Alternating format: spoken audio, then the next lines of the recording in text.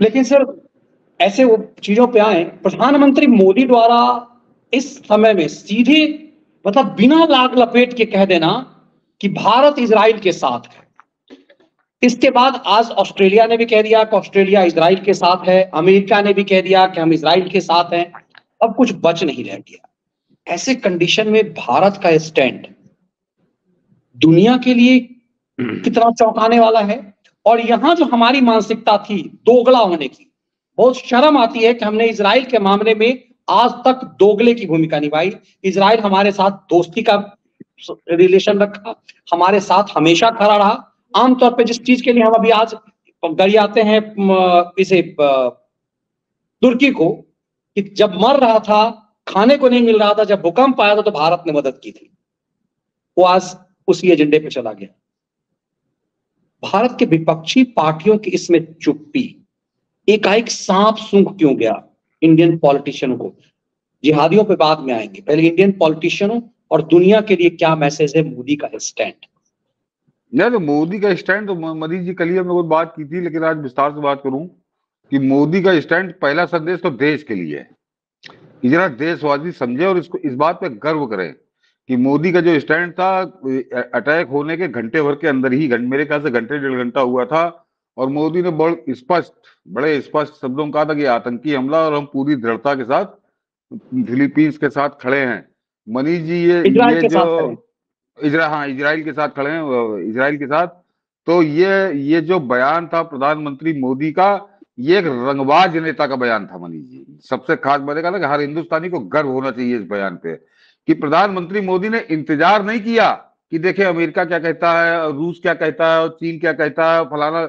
उन्होंने दुनिया के समीकरण नहीं देखे, उन्होंने दुनिया को बताया कि हिंदुस्तान क्या कहता है, ये समझो। मतलब तो ये लीडर होने की पहली प्राथमिकता चिन्ह है। मैंने कहा ना, हाँ बिल्कुल, ये कल नरेंद्र मोदी का जो, हाँ बिल्कुल, कल जो नरेंद्र मोदी का बयान था, ये वर्ल्ड लीडर, कि उन्होंने दुनिया को बताया कि कहना क्या है तुमको। नरेंद्र मोदी ने रास्ता नहीं देखा कि देखे अमेरिका का क्या रुख है, रूस का क्या रुख है और चीन क्या कह रहा है, जर्मनी क्या कह रहा है। 1-1.5 घंटे के अंदर जैसे ही खबर आई तो ये वर्ल्ड, आपने बिल्कुल सही उसकी उपमा दी, ये वर्ल्ड लीडर की पहचान होती है। और मैं तो सामान्य भाषा में बात करता हूँ कि एक रंगबाज नेता की पहचान होती है कि रंगबाज नेता दुनिया आगे नहीं, वो जहां से खड़ा होता लाइन वहीं से शुरू होती है। तो वो कल हर हिंदुस्तानी के लिए वो गर्व का क्षण था कि आपका देश कहां पहुंच गया और कैसा व्यक्ति, आपका प्रधानमंत्री जो पूरी दुनिया में आपका नेतृत्व कर रहा है 140 करोड़ हिंदुस्तानियों का, ये वास्तव में बहुत बड़ी बात थी। और मैंने कल भी उसको बहुत विस्तार से मनीष जी बात की थी कि इजराइल के साथ हमेशा हमारे यहाँ जो पहले की सरकारें रही, उन्होंने इजराइल के साथ हमेशा विश्वासघात किया। वो हमेशा इसी लफंगे आतंकवादी गुंडे फिलिस्तीन के साथ खड़ी हो जाती थी। लेकिन अब की नरेंद्र मोदी ने कोई इस तरह का लप्पा जप्पा नहीं किया, कोई उसमें उलझन वाली बात, दो मुही बात नहीं करी, बिल्कुल स्ट्रेट फॉरवर्ड उन्होंने लाइन खींच दी। और वो उसका स्वागत किया जाना चाहिए और गर्व करना चाहिए हर भारतीय को। और दूसरा सर, ये भारत के जो सफेद पोस्ट जो पॉलिटिकल पार्टी हैं, जो तुष्टीकरण की नीति में, उनको क्यों सांप सूंघ गया एकदम से, बिल्कुल सन्नाटा है। कांग्रेस, ममता, हर जगह सबके मन में सन्नाटा है एकदम, बिल्कुल। नहीं मनीष जी, ये सन्नाटा नहीं है, ये सन्नाटा नहीं है। जिस हिंदुस्तानी के जरा सी भी समझ हो, जो संवेदनशील हो, वो समझिए कि कितना बड़ा खतरा है ये इजराइल पर फिलिस्तीनी गुंडों के, लफंगों के हमले के बाद इस देश में जो सन्नाटा छाया है विपक्ष का, वो मनीष जी ये बता रहा है कि भारत के सर के ऊपर 24 घंटे कितना बड़ा खतरा मंडरा रहा है। ये मैंने जाके मनीष जी अभी आपके डिबेट में शुरू होने से आधा घंटा पहले सबकी टाइमलाइन चेक की। नीतीश कुमार का कोई ट्वीट नहीं है, लालू यादव का कोई ट्वीट नहीं है, अखिलेश यादव का कोई ट्वीट नहीं है, राहुल गांधी, प्रियंका गांधी, कांग्रेस, मल्लिकार्जुन खड़गे, ममता बनर्जी, हेमंत सोरेन, जो कौन सा केसी चंद्रशेखर और डीएमके का स्टालिन, इन्होंने बिल्कुल चुप्पी साध ली है, बिल्कुल जैसे कहीं दुनिया में कुछ हो ही नहीं रहा। अब मैं बता रहा हूं कि मैं इनके नाम क्यों ले रहा हूं मनीष जी। ये क्षेत्रीय नेता नहीं है प्रदेश, ये सब गैंग बना के ये इस देश के ऊपर कब्जा करना चाहते हैं, इस देश की चलाने का ठेका लेना चाहते हैं, इस देश का शासन करना चाहते हैं इस देश पर बैठकर। तो उस स्थिति में इनकी चुप्पी का कोई अर्थ नहीं है। वो राहुल गांधी जो दुनिया में घूम घूम के हिंदुस्तान को गाली बकता है, हिंदुस्तान की विदेश नीति को कोसता है, वो इस बात पर चुप है ये बिल्कुल। और मनीष जी, ये चुप्पी क्यों खतरनाक है, और इनकी चुप्पी आपराधिक चुप्पी है मनीष जी। वो ये कि दुनिया के कोई दो देशों में लड़ाई नहीं हो रही मनीष जी को, जैसे यूक्रेन और रूस में लड़ाई हो रही, वो ऐसी कोई लड़ाई ये नहीं है। ये दुनिया के दो देशों की लड़ाई है ही नहीं। हमारे हिंदुस्तान के लिए मनीष जी सीधा सीधा है कि एक एक तरफ वो आदमी है जिसने पिछले 50 साल से, जिसका इतिहास है कि आपके हर संकट में, हर दुविधा में वो खुलकर आपके साथ खड़ा हुआ, बिना किसी शर्त के खड़ा हुआ।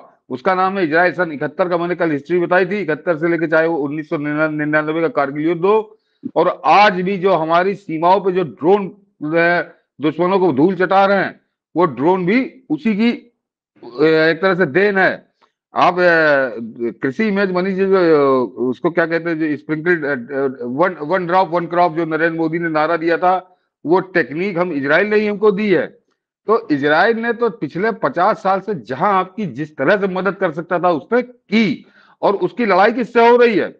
उस लफंगे से, उस आतंकवादी से, उस गुंडे से, इंटरनेशनल गुंडे से, जिसका 50 साल का इतिहास है कि जब जब आप पे मुसीबत पड़ी तो वो आपके दुश्मन के साथ जाकर खड़ा हुआ। सन 71 की लड़ाई हो और चाहे 1999 की कारगिल युद्ध हो, कि फिलिस्तीन ने हमेशा ढका छुपा के नहीं, फिलिस्तीन ने हमेशा खुलकर पाकिस्तान का साथ दिया, हिंदुस्तान के खिलाफ जहर उगला। तो जब हिंदुस्तान के दुश्मन और हिंदुस्तान के दोस्त, इनके बीच में लड़ाई हो रही है, तो इन लोगों की चुप्पी का कोई मायने नहीं है। जो इस देश पर 6 महीने 7 महीने बाद इस देश पर शासन करने का, अधिकार लेने का, ठेका लेने का दावा कर रहे हैं, तो ये इन लोगों को अगर देश की कुर्सी पे बैठा दिया गया, इनके हाथ में देश की सत्ता सौंप दी गई, तो जरा हिंदुस्तानी सोचें कि आप कितना बड़ा खतरा, वो जो हत्यारे आतंकवादी है, बलात्कारी है, जिनका नंगा नाच आप ट्विटर पे देख रहे हो, उनका ये खुलकर स्वागत करेंगे, ये उनका ये समर्थन करेंगे, उनका सहयोग करेंगे, और आपकी हालत क्या हो जाएगी। मनीष जी, मैं क्यों कह रहा हूं समर्थन और सहयोग करेंगे? ये सामान्य घटना नहीं है। आज एक जगह अगर किसी की हत्या हो जाती है और आपकी आंखों के सामने होती है, आप बिल्कुल चुप रहते हैं, तो आप जिसकी हत्या हुई आप उसके साथ नहीं है, जिसने हत्या की आप उसके साथ हैं। तो ये जो इजराइल और फिलिस्तीन के युद्ध में जो इनकी चुप्पी है, तो ये उन हत्यारों के साथ है जिन्होंने कल बूढ़ी बूढ़ी औरतों को सड़क पे नंगा करके घसीटा है, बलात्कार किया है उनके साथ सड़कों पे, और बच्चों को वो मुर्गे वाले डड़बे में बंद करके उनको हत्या करने के लिए ले जा रहे हैं। तो ऐसे बर्बर बलात्कारियों, हत्यारों के समर्थन में हमारे यहाँ का विपक्ष मौन है, और ये वो विपक्ष है जो 7 महीने 8 महीने बाद इस देश पर शासन करने का दावा कर रहा है। तो जरा एक आम हिंदुस्तानी केवल सोचे कि अगर इनके हाथ में सत्ता आ गई तो आपका क्या हाल, इस देश का क्या हाल ये करेंगे। इनको उन हत्यारों, आतंकवादियों से इतना लगाव है कि ये उनके खिलाफ एक शब्द नहीं बोल रहे। और ये राहुल गांधी हिंदुस्तान के प्रधानमंत्री के खिलाफ जाके ब्रिटेन, अमेरिका और फ्रांस और सब जगह नाचा करता है, लेकिन उस राहुल गांधी के मुंह से एक शब्द नहीं निकला है पिछले 24 घंटे में। उस कांग्रेस के मुंह से एक शब्द नहीं निकला है। लालू यादव, नीतीश कुमार, अखिलेश यादव सब चुप्पी साधे हैं, क्योंकि अगर बोलेंगे तो इनको बोलना उन पापियों के खिलाफ पड़ेगा, उन हत्यारों के खिलाफ बोलना पड़ेगा, इसलिए ये चुप हैं। वैसे दुनिया का नाटक करते हैं, ऐसे दुनिया का नाटक करते हैं। और मनीष जी, पिछले 50 साल से जब जब फिलिस्तीन का मुद्दा आता है, यहाँ पे मदरसा और मस्जिद और ठेका और दारुल उलूम देवबंद फलाने बड़े बड़े मौलाना 1.5 फुट की दाढ़ी लेके इजराइल के खिलाफ आग उगलने चले आते कि इजराइल बड़ा अत्याचार कर रहा है। आज क्यों नहीं बोल रहे हो कि ये फिलिस्तीनी गुंडों ने क्या किया है इजराइल में जाके? तो ये वही लोग हैं जो बंबई हमले में भी चुप्पी साधे थे, ये वही लोग हैं।